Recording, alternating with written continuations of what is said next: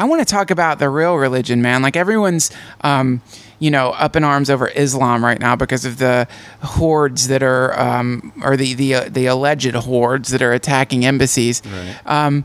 And if you go and do a very, very quick internet search, you can immediately find the number of civilian casualties resulting from the war in Iraq and the war in Afghanistan. You'll find that the United States is far more dangerous than Islam when it comes to body counts in the world. And it's amazing to me that so many people, including Dawkins, including people that I have some respect for, because Dawkins has been on a tweet rampage against Islam, but it's like, man, yeah, of course, it is a repressive religion and it's terrible, but how are people not up in arms over the fact that our country is responsible for the deaths of easily 130,000 innocent people in the last in the last decade? Yeah. 138,000 people. And then people who are in that part of the world, we marvel at how angry they are at us. Why are they so angry? They must hate freedom. Over one fucking video, one shitty green screen video, they're writing. No. Come on, man. Yeah. Do you really think that's why they're writing? They're writing because we've been fucking bombing them. Right. So I want to talk about the real religion that exists on the planet. And it's a religion that no one wants to accept as a religion. And it's the religion of capitalism. That's the fucking religion, man. That's what people are engaged in right now. That's what people are worshiping right now. And if that's a dangerous fucking religion, right? That's the most dangerous religion that's ever existed on the planet. And it has ceremonies. It has traditions. It has the ceremony of going to work. What a wonderful ceremony that is. You wake up and you put on your robes. You put on your suit, the robes, right. the ceremonial outfit. Yeah, and then you get in your car and you join the initial ceremonial dance. And what is that dance? It's called driving down the interstate in a weird metal machine, right? And now you're engaged in the initial part of in the same way that those evil Muslims bow down on their prayer robes. You sit down with your fucking hands in front of you, stretched out towards in the direction of your fucking altar, and you go to the altar and then you sit and you go through this terrible ritual where you are literally converting your life's energy into green bits of paper with Egyptian symbology on it. That's the fucking religion we're engaged in, man, and no one's talking about it. Yeah. And people say, oh, but look at the price when you what is it called? An apostate? When you reject Islam, the price is death. Yeah. What the fuck happens when you stop working? Right. Here in the United States, what happens when you stop going to that shitty job? That's right. And you got Mitt Romney just yesterday getting caught saying 49% of the people think they're entitled to food. Like, how dare they? Yes! They don't want to. And I love that Mitt Romney's wife went on the 60 Minutes or whatever and was talking about what a generous man he is. You know what? There's no one on earth who's worth $250 million who can be described as generous. No. Because if he was generous, he'd be a guy who had given away $250 million. Or That's right. $249 million. Keep $1 million. Why not? But you're not generous if you got $250 million. I don't give a shit, how many symphonies you've contributed to for the tax deductions, I know you are Fuck not. that. Fuck that. You are not generous. You're a sociopath, right? Who's managed to completely shut your eyes to the reality of life on Earth. If you're hoarding away that much fucking energy. And what's capitalism? Getting back to your metaphor, what is capital? Or it's not even a metaphor. It's a religion. It's not a metaphor. It's true. What is what is it that we're worshiping? It's not just money. It's the destruction of the planet. Yes. Right? Well, most of the people who make most money do it by fucking up the planet. Yes. In one way or another. Dumping their shit in the river, dumping their shit in the air, creating the mountains of plastic or whatever it is. I recently read a great thing that ties directly into this. It was a British film company went to Papua New Guinea to do a documentary on the Stone Age tribes of Papua New Guinea. And while they were there, one of the guys they were living with said, we'd like to come and see where you live. Why don't you take us back to your country and show us your thing?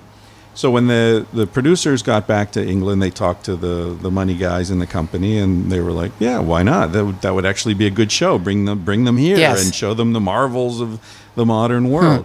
So the guy who was talking about it, I linked to this on my Facebook fan page, Sex at Dawn fan page recently. If someone wants to check it out, I can't remember the name right now, but so the guy went. He was worried that if they brought these people from the jungles of Papua New Guinea to London, they'd never want to go back because they'd see toasters and microwave ovens and be like, fuck that. So he went and talked to some anthropologists about it, right? And the anthropologist, he talked to 3 different anthropologists, I think, and each one of them laughed in his face. And one of them said, I can't believe how arrogant you are, that you think that someone's going to come here and want to like abandon their entire way of life because of the wonders of London, right? So don't worry about that.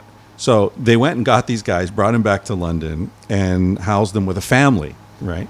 And after a couple days, one of the natives, we'll call them for lack of a better word, said to, they were having dinner, and he said, I notice every morning, he's talking to the man, every morning you leave really early and you come home really late. But every day, where are you going? And the guy said, well, I'm going to work. And he's like, work? What, really working? You work a lot. And he said, why? And the guy said, well, I have to pay for the house. And he said, really? And the Papua New Guinea guy says, really? How many weeks do you have to work to pay for your house? And the guy said, 30 years. And he said, what?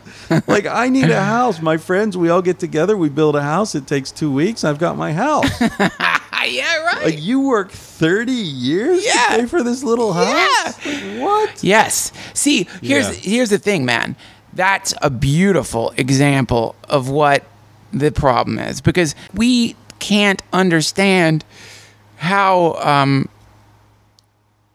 terrible the cult that we happen to be living in is, because we were born into the cult. Well, you know what? The scenario you're describing is exactly the way I see the world, actually, as depressing as that sounds. Yeah. There has been a genocide of native people all over the world. Right. Right? So what you were just describing is sort of the way a Native American could look at reality. Right? Like, those fuckers, they came in, they murdered everybody. Yep. They've got this bizarre death cult, these white people. Yes. They kill everybody, they kill everything, they fuck up the land, they fuck up the plants, the animals, they're spewing poisons everywhere. They're fucking up themselves, but they just keep reproducing and spreading like a fucking cancer. Yes. And, and they've relegated us to these tiny little impoverished, places. And now we've got casinos. Thanks a lot. Those few of us who've survived, but our entire way of life is destroyed. Right. Yes. And they, make fun of us in their movies, and they explain the cowboys and Indians. Always the Indians were the bad guys. Sure. All they were trying to do was say, leave us alone. Yeah. The Indians weren't riding into New York to kill people, Right. They were staying where they'd always been. Yeah. So I guess what I'm saying is, even when someone talks about the Holocaust, I'm always tempted to say, that's just one Holocaust. There are many Holocausts. You can go to Cambodia and talk about a Holocaust. You can go to, Rwanda. You can go to North America, Central America, South America. Yeah. There are Holocausts going on all over the place. Yep. And, as much as I agree with you that there were unique qualities of the Nazi thing, one of the more unique qualities is that Jews are white. Right. The American Indians aren't white, so it's easier to kill them and forget about them. Yeah. And there were even debates as to whether American Indians were human. Bartolomé de las Casas was debating in the Vatican with Sepúlveda. They had this whole intellectual debate, like, do we really need to treat them like people? Do they really have souls? Wow. And there was this famous debate, which de las Casas won, arguing that, yes, they are human, so they do have some rights. But, of course, no one in practice, nobody dealt with that. Can you imagine two fucking honkies in the middle of some satanic corruption of Christianity? Yeah. That's think if there truly was a historic Jesus, right? And you went back to before he got nailed up, and you're like, hey, guess what? At one point, your followers are going to be arguing over whether or not humans are humans, so they could decide whether or not to kill them. Right.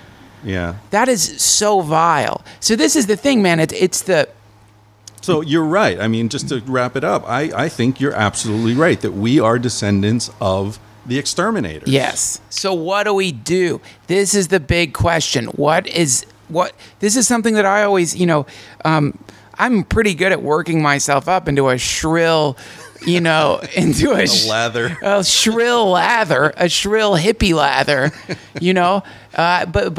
but I always end up, outside of thinking, okay, well, I know I can improve myself, and I know I can educate myself, and I know I can try to separate myself as much as possible from, the poisons of the world.